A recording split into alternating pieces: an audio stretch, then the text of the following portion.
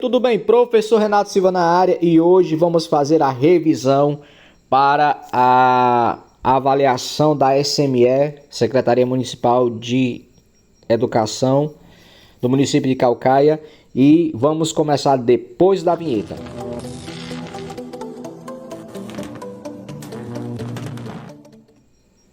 É isso aí, galera. Se você ainda não é inscrito no canal do professor Renato Silva, tá aparecendo aqui o botãozinho para você se inscrever, deixar aquele like, fortalecer o nosso trabalho, ativa todas as notificações.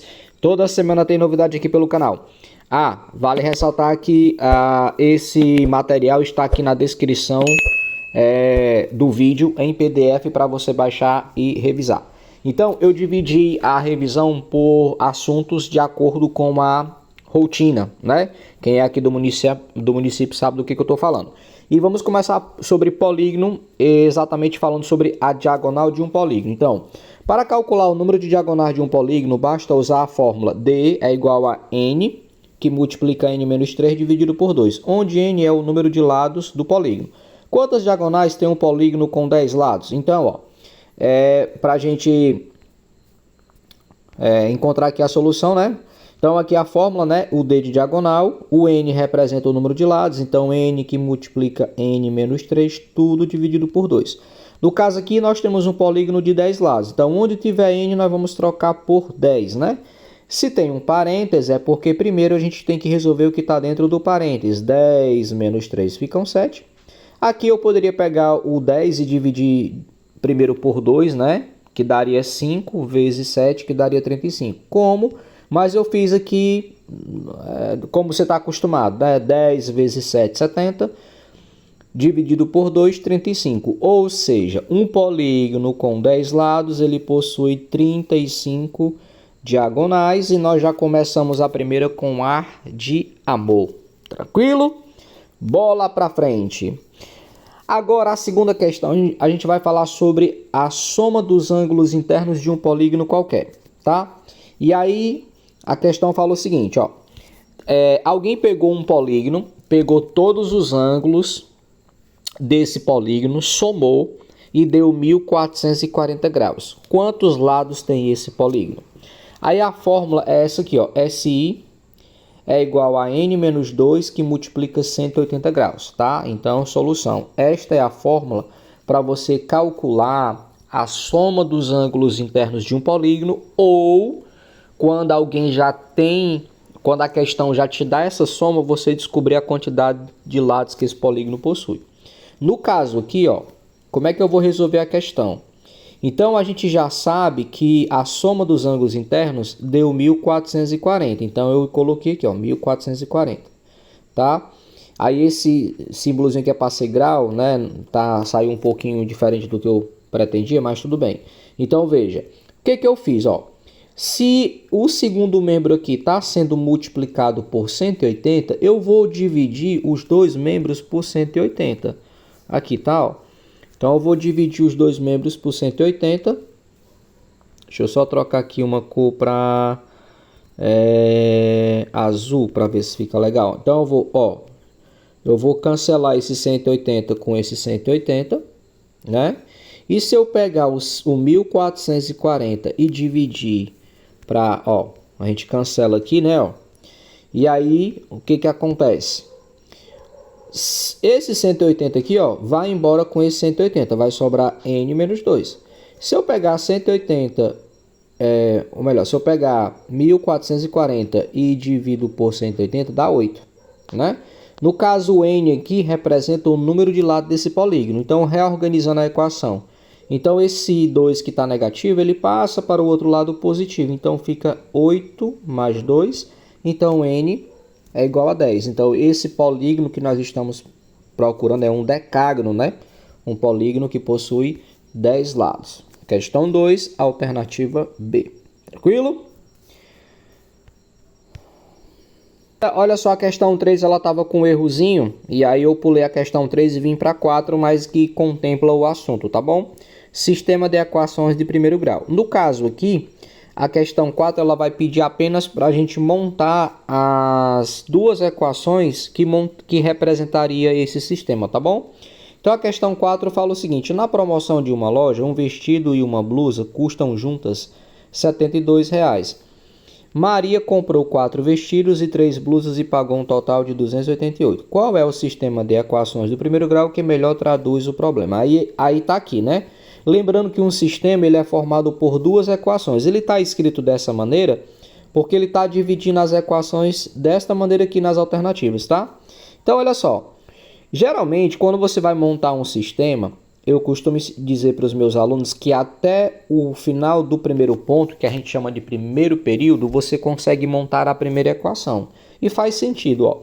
Na promoção de uma loja, um vestido e uma blusa custam juntas 72. Então, vamos chamar o vestido de X e vamos chamar a blusa de Y. Então, ele vai ficar assim, ó.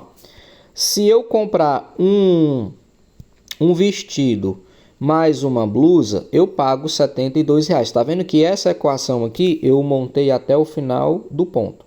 Agora, depois do ponto, vem o segundo período. Ó. Maria comprou 4 vestidos. Ó. Então, ela comprou 4x e 3 blusas, 3y, e pagou um total de 288. Até o final do segundo ponto, que a gente chama de segundo período, a gente consegue montar a segunda equação. Nesse caso aqui, ó, a equação que representa o problema é a alternativa A. Então, só para montar o sistema, nada de resolver. Tranquilo? E aí, para contemplar a questão lá 3, que era para resolver o sistema, né, eu trouxe uma questão aqui para contemplar. Qual a solução do sistema a seguir? Lembrando que aqui, como é uma revisão, galera, eu não vou me ater muito, né? Então, você aí que está assistindo essa aula só, ou com a ajuda de seu professor, ele pode fazer as considerações, as ponderações, as observações, tá? Então, ó, isso aqui é um sistema de equação do primeiro grau, tá? De duas incógnitas, e eu vou resolver ele pelo sistema de adição. Então, para resolver um sistema de equações de primeiro grau, existem dois métodos de resolução. O método da substituição e o método da adição. O método da adição é aquele onde você consegue excluir uma incógnita, no caso x ou y. E aí, no caso, quando a gente vai resolver esse sistema, o que você observa? Quando eu olho para o meu sistema e eu observo que uma das incógnitas tem o mesmo coeficiente e sinais opostos, eu consigo resolver ele pelo método da adição. Por quê? Ó, se eu tenho mais 3y e menos 3y, esse y ele vai se anular, né? Porque se eu tenho R$3 e eu gasto R$3, eu fico sem nada. Então, ó, aqui a gente vai resolver esse sistema pelo método da adição. Então, ó, eu anulei aqui o 3y com menos 3y. Peguei o 4x e somei com x, fica 5x. Se eu pego o menos 6, ó, e o menos 9, e eu junto esses dois números, eu tenho duas dívidas. O resultado é menos 15, tá bom? E aí, esse 5 aqui que está multiplicando, ele passa dividindo. Então, vai ficar menos 15 dividido para 5, dá igual a menos 3. Então, eu já sei que o x é menos 3. Se eu olhar para as alternativas, só tem uma alternativa que começa com menos 3. Lembrando que quando eu olho para cá, o primeiro número que se encontra aqui, ele é o valor para x. E o segundo número é o valor para y. Mas só por desencargo de consciência, a gente vai resolver. Então, ó, quando você encontra o valor de x, o que você faz? Você volta lá no sistema, você pega o sistema mais simples. O que é o sistema mais simples? É o que tem menos informação. Então, você concorda comigo que aqui, ó, o sistema, ou melhor, a equação que tem menos informação é a equação de baixo, né? Mas se você pegar qualquer uma, dá certo. Então, olha só. Eu vou pegar aqui a segunda equação, que é x menos 3y igual a menos 9.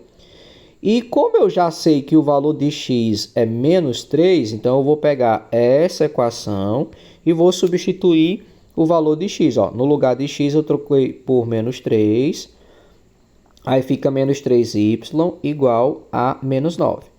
Esse menos 3 passou lá para o outro lado positivo. Certo? Então, ficou menos 3y. Se eu estou devendo R$9 e eu tenho 3, eu desconto 3 e ainda fico devendo 6. Esse menos 3 que está multiplicando y passa dividindo. Então, 6 dividido para 3 são 2 e menos dividido para menos fica mais, né? Então, no caso aqui, o valor do y é 2. Então, o nosso conjunto de solução é menos 3 e 2. Tranquilo?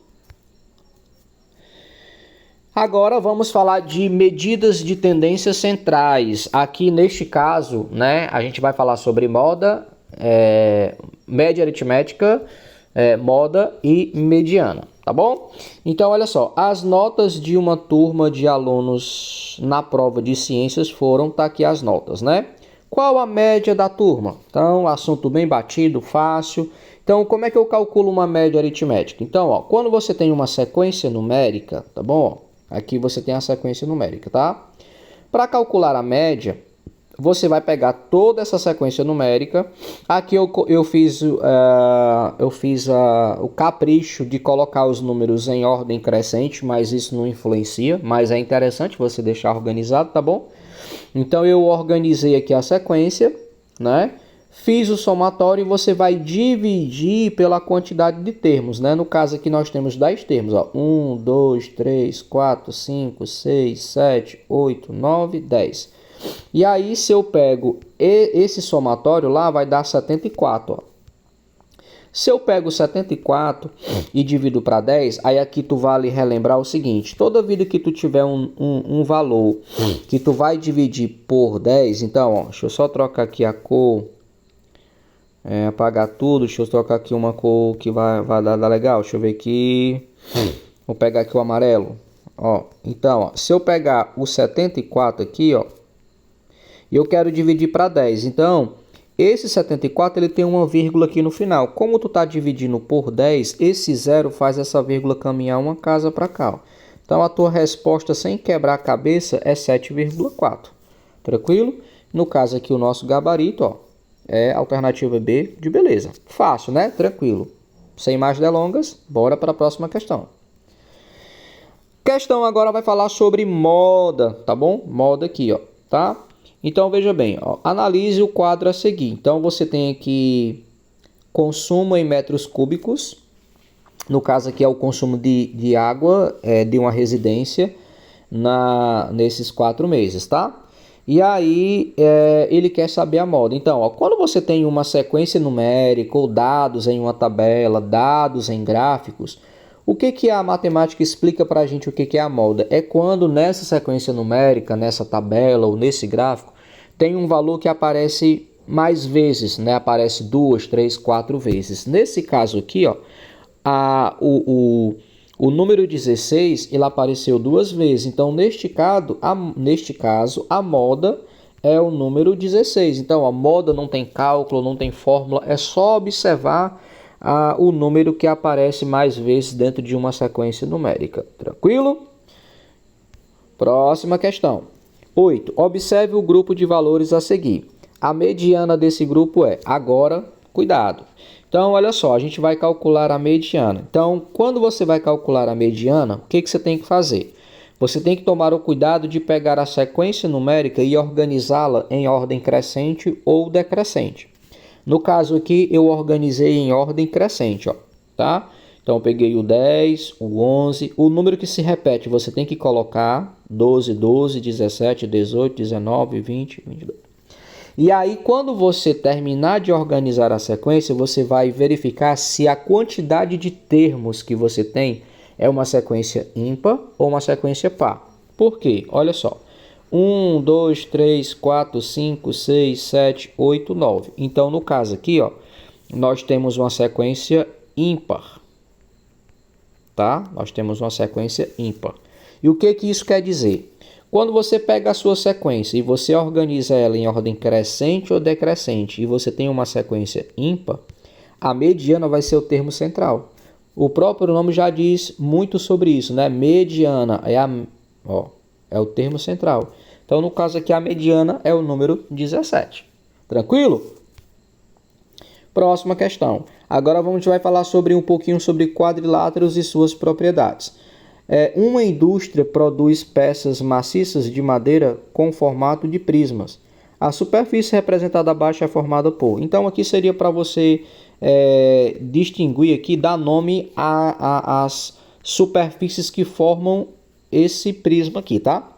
Então, ó, esse prisma ele tem duas bases, né, que são formados por hexágonos. Se você contar os vértices aqui, ó, 1, 2, 3, 4, 5, 6.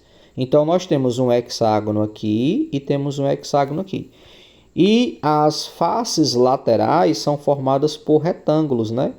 E se a gente contar, a gente vai ter aqui, ó, 1, 2, 3, 4, 5, 6. Então, este prisma ele é formado por 2 hexágonos e 6 retângulos, né? No caso aqui, alternativa B, D de dado. Tranquilo? Bem fácil, tranquilo, sem nenhum problema. Questãozinha sobre planificação, né? A Andrea ganhou uma caixa na forma de um cubo como esse, né? Então, aqui está. E aí ele quer saber qual é a parte, né? Qual é a planificação, como é que voltou aqui o comando da questão, né? Esse cubo planificado, como é que ele fica? Lembrando, né, galera, que o cubo é um sólido geométrico formado por 6 faces. Então, ó, por que não pode ser o item A? Porque o item A já tem face demais, né? 1, 2, 3, 4, 5, 6, 7, tem 8 faces. O item B só tem 3. O 1, 2, 3, 4, 5. O item C só tem 5.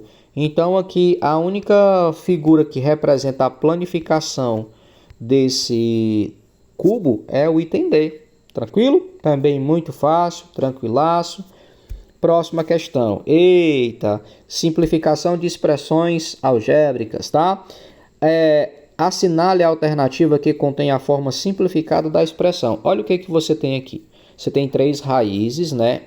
Uma dentro da outra, e ele quer que você simplifique essa expressão. Então, como é que a gente vai resolver isso aqui? Com calma e por partes, tá? Então, a primeira coisa que a gente vai fazer é resolver a última raiz aqui. A solução vai dar da direita para a esquerda, tá? Você vem anulando as raízes. Então, o que nós temos aqui, ó? Quanto que é a raiz cúbica de 27? É 3, porque se você pegar 3 e elevar a 3, você vai chegar a 27. Então, ó, raiz cúbica de 27 vai ser 3. Aí, ó, ficou agora 2 raízes. Prosseguindo. Vamos lá. Opa, deixa eu voltar aqui, ó. E aí, quando eu resolvi a primeira raiz, ficou aqui a raiz de 46 mais 3. Isso vai dar igual a 49. Só que 49 é um quadrado perfeito, tem raiz exata. Quanto que é? 7, né? Então, vai ficar a raiz de 18 mais 7, que vai dar igual a 25. E 25 tem raiz exata, que é 5, né? Pronto, ó. Então, a forma simplificada de escrever essa expressão é igual a 5. Tranquilo? Essa daqui é para não zerar, mas tem alunos talvez que erram uma questão dessa em prova por não lembrar, né? Ou até mesmo por ter dificuldade em raiz, etc e tal, né? Qual o valor da expressão raiz de 16 mais raiz de 36? Então, solução. Então, no caso aqui, ó, eu vou fazer agora. Então, ó, vale relembrar que você não pode somar isso aqui do jeito que está aqui. Você tem que extrair a raiz, né? Então, a raiz do 16 é 4. E a raiz do 36 é 6. Então, o somatório disso aqui dá igual a 10, né? 4 mais 6 igual a 10. Então, o nosso gabarito... Opa, deixa eu só voltar aqui. Perdão. Então, o nosso gabarito... Então, o nosso gabarito aqui é igual a 10, tá? No caso aqui, a alternativa B. Tranquilo? Bora lá. Agora, ângulos nos triângulos, tá? Sabendo que o ângulo EAG é reto, o valor do ângulo X é... Então, galera, o que é isso aqui? Então, você tem aqui o que nós chamamos de ângulos complementares. Porque você tem um ângulo aqui reto. O ângulo reto, ele vale 90 graus, tá? Se ele pega esse ângulo de 90 graus, ele divide em duas partes, o somatório dessas expressões tem que dar o ângulo completo. Ângulos complementares são ângulos que somados vão dar igual a 90 graus. Então, vamos para a solução. Então, como é que eu resolvo isso? Eu vou ter que pegar essas duas expressões, eu vou ter que pegar x mais 30, que está aqui, e somar com x menos 10, está aqui, e isso tem que dar igual a 90. Porque esse ângulo que você está vendo aqui, ó, é um ângulo reto que vale 90 graus. Agora vamos lá, você concorda comigo que se eu pegar x e somar com x eu tenho 2x, e se eu pegar mais 30 e eu tirar 10 eu fico com 20, então vai ficar assim, ó, 2x mais 20 igual a 90. Agora esse 20 vai passar para o outro lado negativo, então vai ficar 2x igual a 90 menos 20. 2x é igual a 70. Agora esse 2 que está multiplicando o x vai passar para o outro lado dividindo. Então, x é igual a 70 dividido por 2. X vai ser igual a 35. Então, o valor do x aqui é igual a 35 graus. Tranquilo? Próxima questão. Sabendo que AD é a bissetriz do ângulo BAC, então o valor de x é. Então, ó, se você não lembra ou você não estudou, o que é a bissetriz de um ângulo? É quando você tem um ângulo e você traça um segmento e esse segmento ele parte o ângulo bem ao meio. Você dá o nome disso de bissetriz. E ele quer saber o valor de x nessa situação. Então vamos pensar, se a bissetriz parte o ângulo bem ao meio, é porque esse ângulo aqui tem o mesmo valor desse. Como é que eu encontro o valor de x numa situação dessa? Eu vou igualar as duas equações, tá? Então, solução, ó. O que você vai fazer? Então, ó, a gente vai pegar o 4x menos 12, que é essa equação aqui, e vamos igualar a 2x mais 2 graus. Agora, você concorda comigo que esse 4x ele não pode ser subtraído de 12, porque o 12 está em graus e não tem x, né? Esse 4x tem que trabalhar com 2x e esse menos 12 graus tem que trabalhar com 2 graus. Então, a gente vai reorganizar isso aqui. Então, vai ficar assim, ó. Aí, vale ressaltar que ao pegar esse 2x e levar ele para o primeiro membro, ele tem que sofrer a troca de sinal, ó. Então, vai ficar 4 menos 2x. O mais 2 eu não mexi nele, ó. Agora, esse menos 12, a gente levou ele para o segundo membro. Então, ele também vai sofrer a troca de sinal. Ele vai positivo. Então, ó, se eu pegar 4 e subtrair 2, eu vou ficar com 2x. E 2 mais 12 são 14. Esse 2 que está multiplicando o x vai passar para o segundo membro dividindo. Então, x vai ser igual a 14 dividido por 2. O x é igual a 7. Então, neste caso, o valor de x é igual a 7 graus. Tranquilo? Qual o valor do ângulo representado por x no triângulo a seguir? No caso dessa questão, a gente vai estar relacionando, né, os ângulos internos com ângulos externos. Então, para a gente